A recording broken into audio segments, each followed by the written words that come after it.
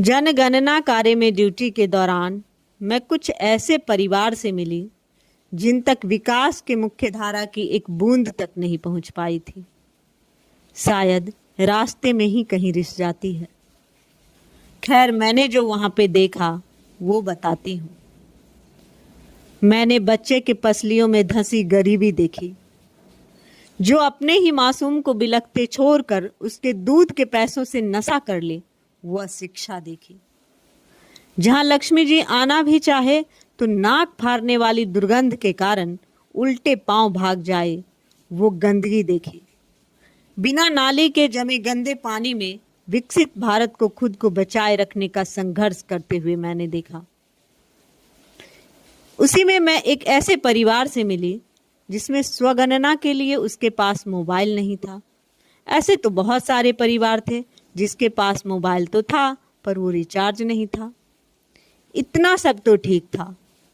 बातचीत के दौरान पता चला कि उसके पास आधार कार्ड या राशन कार्ड कुछ भी नहीं है, यानी उसके पास कोई सबूत नहीं है कि वो ये साबित करे कि वह इसी देश का नागरिक है, और इस नाते उसका ये हक बनता है कि वह अपना और अपने बच्चों के लिए गरिमामय जीवन की सरकार से मांग कर सके। जब मैंने उस महिला से पूछा कि ऐसा क्यों है उसके साथ, तो उसके अन्य पड़ोसियों ने बताया कि इसका पति नशा करके पड़ा रहता है, उसे कुछ मतलब नहीं है। मैंने उसके पति को बाहर बुलाया तो लगभग लड़खड़ाते हुए बाहर आया। कई बार तो ऐसा लगा कि वो गिर जाएगा। उसकी पत्नी बड़े प्यार से उसको बोली, बैठ जाइए, गिर जाइएगा। मैं तो अवाक रह गई। मैंने तो सुना है कि अगर पत्नी प्यार से रहे तो पति नशा नहीं करता। अब बताइए जरा कि वो और कितना प्यार से रहे बेचारी। जिस पति की वजह से उसकी ये हालत है, उसका इतना ख्याल रखती है वो। खैर, मैं वहाँ से वापस चली आई। रास्ते में अपने पति से उस महिला की सहनशीलता के बारे में बात करते आ रही थी, तो उन्होंने मुझसे मजाक में कहा कि डॉली, हर लड़की तुम्हारी तरह बागी नहीं होती, लेकिन मैं समझ सकती हूँ कि उसे और कोई रास्ता समझ ही नहीं आ रहा होगा।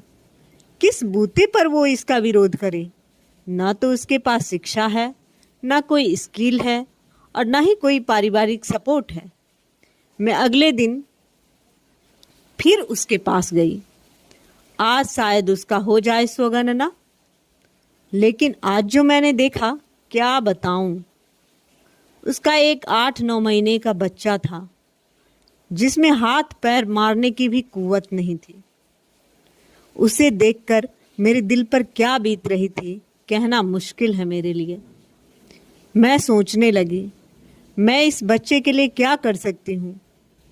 मैं वहाँ से दुकान की तरफ भागी, खाने का कुछ सामान ली और चल दी उस झोपड़ी की तरफ, जहाँ दरिद्रता इस तरह मुंह फाड़े खड़ी थी कि यह खाने का सामान तो ऊंट के मुंह में जीरा होगा।